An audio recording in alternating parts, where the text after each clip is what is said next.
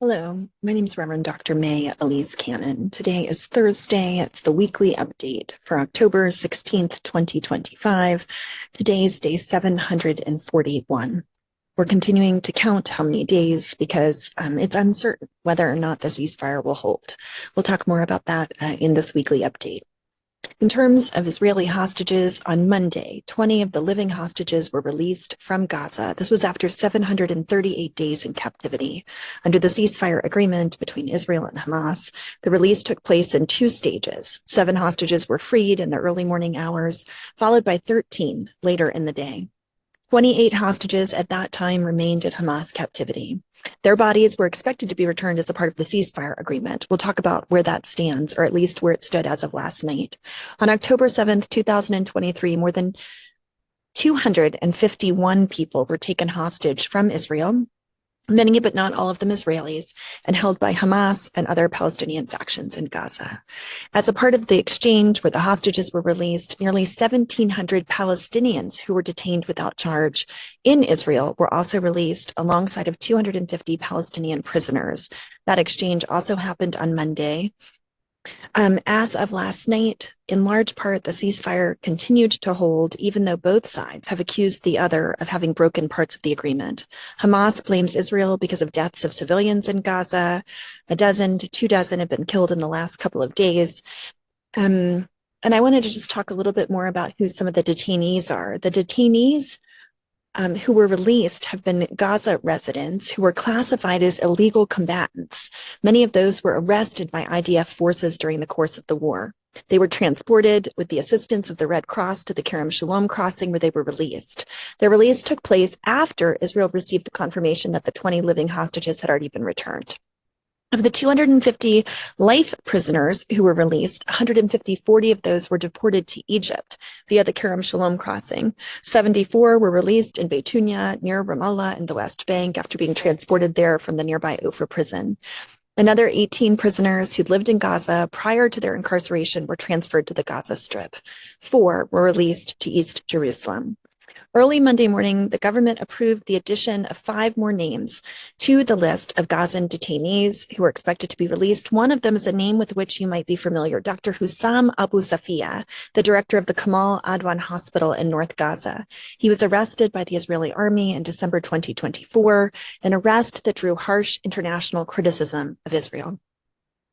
On Sunday, I wanted to talk a little bit about aid into Gaza, which is one of the 28 points in terms of the 20-point plan. The first aid trucks since the ceasefire began arrived in Gaza. A spokesperson for OSHA of the UN said that supplies of cooking gas entered Gaza for the first time since March. Since March, that's months. The easing of restrictions allowed the agency to deliver medical and emergency supplies where they're most needed. The UN said in a statement on Sunday that real progress was being made in the delivering of aid to Gaza. But then Tuesday, Israel said they were cutting off the number of trucks from 600 to 300 in order to sanction Hamas because all of those 24 remaining bodies had not yet been returned to Israel. But then Israel backtracked yesterday, saying they would send all 600 trucks and that they would open the Rafah border with Egypt to allow Palestinians to be able to leave. Now, on Wednesday yesterday, Turkish President Erdogan said that humanitarian aid entry had accelerated, that nearly 350 of Turkey's aid trucks had entered the Gaza Strip. 400 more were waiting for entry. And it's also important to note that Israel did not include Marwan Barghouti, a popular and potentially unifying Palestinian leader, in their list of 250 prisoners to be released from Israel. Senior Hamas official Musa Abu Marzouk told Al Jazeera that the group that Hamas insisted on the release of Barghouti and other figures, and that it was a discussion among mediators. Let's talk for a minute about the bodies being returned to Israel. 4 of the 28 were returned in the initial exchange on Monday. Hamas said the burial sites of the other 24 were unknown, but the ceasefire agreement demanded that these bodies be returned. But the one published in the Israeli media acknowledged that Hamas would not be able to locate all of the remains within the 72-hour time frame. The Israeli Hostages and Missing Family Forum said that Hamas was in violation of the agreement and their violation must be met with a serious response.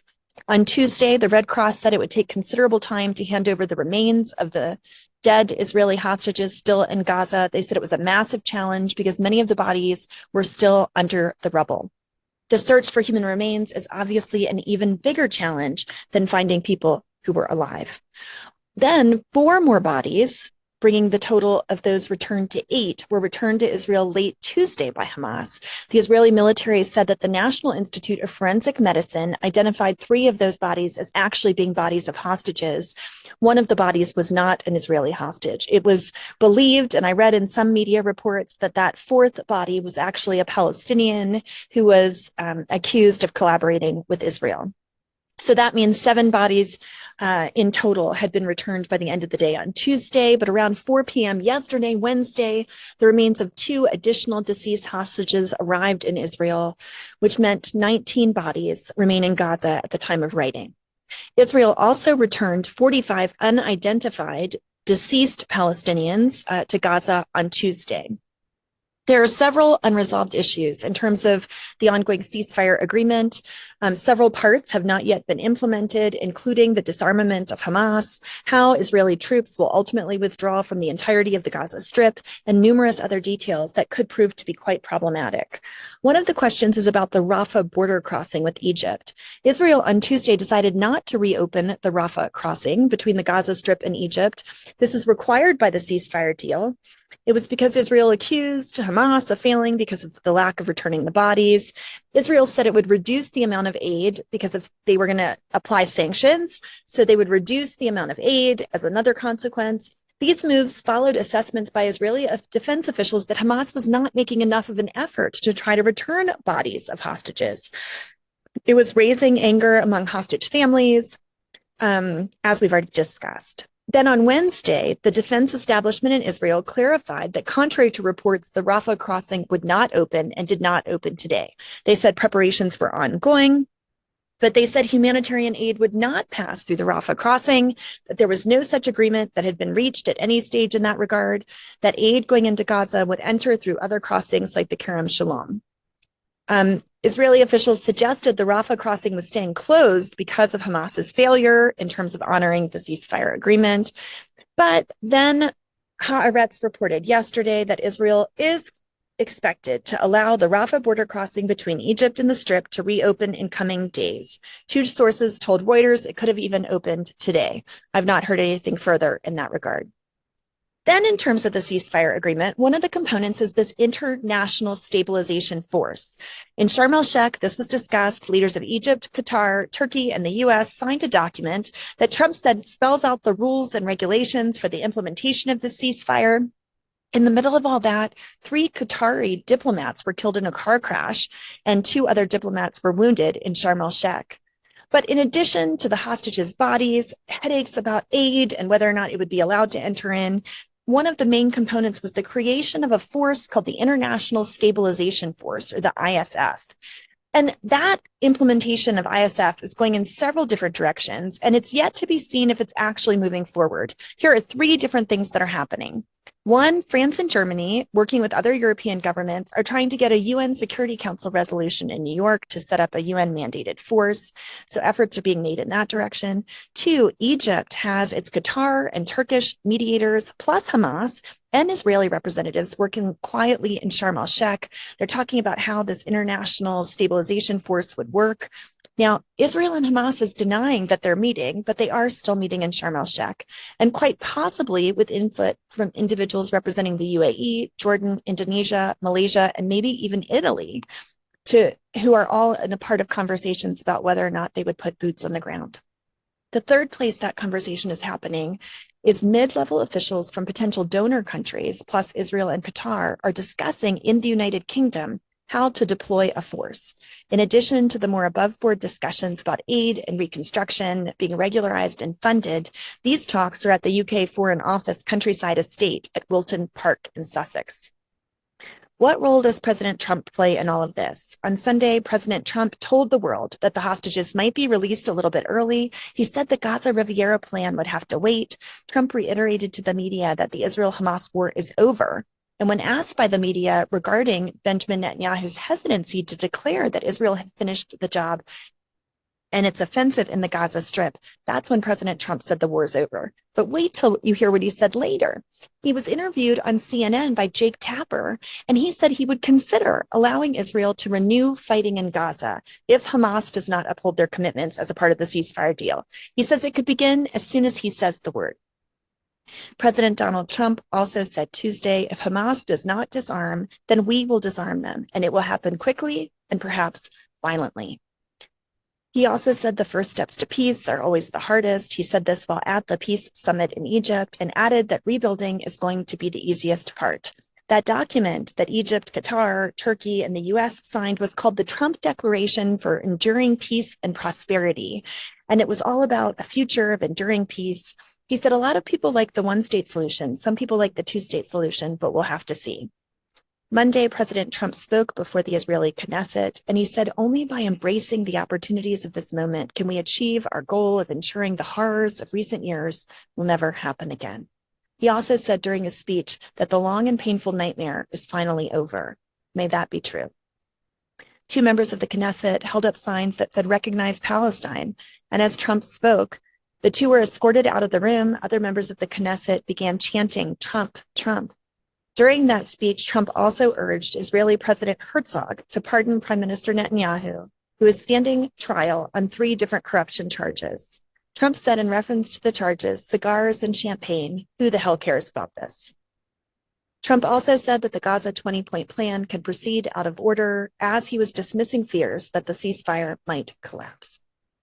In Israel, extreme right of the youth movement there blocked a Jerusalem square calling for the release of Jewish prisoners who are settlers. These extreme right activists are members of a group called the Hilltop Youth. They've been blocking a central square in Jerusalem, calling for the release of Jewish prisoners. And over the weekend, Special Envoy Steve Witkoff gave a speech that was interrupted by prolonged boos after he mentioned the name Prime Minister Netanyahu. That was in Tel Aviv. About 400,000 demonstrators attended. Meanwhile, in Gaza, bombs have stopped, hopefully permanently. There's a report that estimated that 500,000 Palestinians returned to Gaza City. The north of Gaza has a desperate need, just like the whole part of the enclave, for the ceasefire to continue. According to a report, 9,500 people are reported missing throughout the Gaza Strip. The ceasefire took effect at noon local time on Friday, and Israeli forces did withdraw to what's called the yellow line, or adjusted deployment lines. A 31-year-old Israeli army reservist died after being severely wounded by an IDF grenade explosion last week. And the Gaza Health Ministry said 17 people were killed and 71 people wounded on Friday. Also on Friday in the Gaza Strip, Israeli tanks opened fire along the coastal road of the Al-Rashid Street near Gaza City. This was following the announcement of the deal, but before the Israeli cabinet formally signed off on it. On Saturday, Special Envoy Witkoff, IDF Chief of Staff Samir, U.S. Central Command Chief Brad Cooper visited an IDF base in Gaza and confirmed that the IDF had withdrawn, as was planned. Over the weekend, there was fighting between Hamas security forces and a member of a clan family called the Dugmush family. At least 27 people were killed in those clashes. Medical sources said 19 were from the Dugmush clan, 8 were Hamas members. Both sides accused the others of starting the clashes. Hamas recalled about 7,000 members of their security forces to assert control over areas of the Gaza vacated by Israeli troops. On Monday, Israeli forces killed at least 4 Palestinians in Gaza City's eastern Shijayah neighborhood. The source said that they were killed when Israeli drones fired at residents that were inspecting their homes. A number of suspects were identified who crossed the yellow line and approached the IDF forces. They said that the forces eliminated a threat. On Monday, Hamas gunmen last night publicly executed 8 Palestinians in Gaza. This was according to reports authenticated by the BBC. Hamas said the killings targeted criminals and collaborators with Israel. On Wednesday, Israeli fire killed 9 people and wounded 35 in the Gaza Strip. And more than 54,600 children under the age of 5 may be acutely malnourished, according to UNRWA. This was published in a Lancet study yesterday. Tens of thousands of preschool-aged children in the Gaza Strip are suffering from preventable acute malnutrition, and they face risk of increased mortality. In terms of rebuilding, We have very good indications already that the U.S., as well as European and Arab states, could contribute to the $70 billion cost of rebuilding Gaza. It's been estimated that the 2-year war has generated 55 million tons of rubble. The UN Undersecretary for Humanitarian Affairs and Emergency Relief Coordinator Tom Fletcher yesterday announced an additional $11 million of aid from the UN Central Emergency Response Fund, bringing that total to $20 million. Meanwhile, in the occupied West Bank, on Sunday, there was another attack on the Palestinian Christian village of Taibeh. Jewish settlers came into the village. They burned a car. I was there in August and met a young man who actually was the owner of the car, and he sent me pictures of the fire burning, about graffiti written in Hebrew on the walls of some of the Palestinians' homes. These threats and attacks continue to provoke and to terrorize, and there's little, if any, recourse for families who suffer there. The note I got from the village said that very few of the olive trees belonging to private Palestinian families are able to be harvested because Palestinians cannot access without fear of being attacked by Israeli settlers. Pray for Taibeh, raise awareness about the stories and the suffering of the village, look up articles that CMEP has written, tell your members of Congress that something must be done about settler extremism. The West Bank Ministry of Health reported that a 25-year-old Palestinian was killed by the IDF in Jenin, and a 15-year-old was wounded just in the past days. Mohammed Adnan Yusuf Salameh was shot in the stomach and neck, evacuated to a hospital where he later died.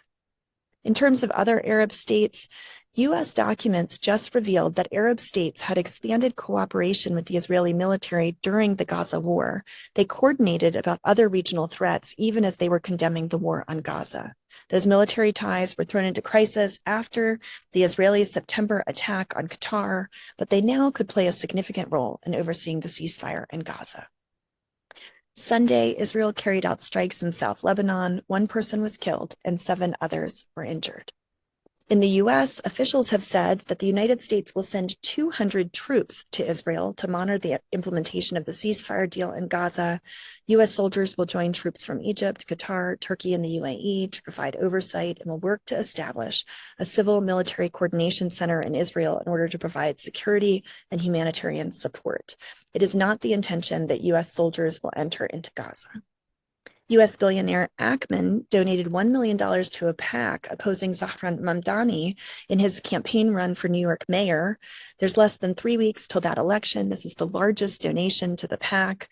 The PAC is founded by Jason Meister, a former Trump campaign advisor who once said that January 6th should be a national holiday to honor American heroes.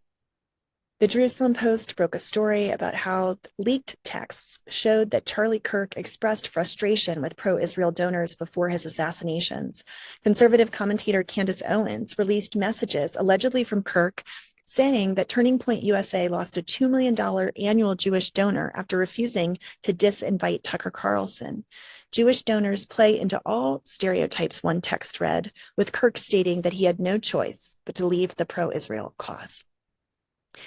Just closing, in terms of Christian updates, CMEP put out a statement on Monday in response to the release of hostages and the exchange of prisoners. We welcome the implementation of the ceasefire deal. We call for it to be permanent.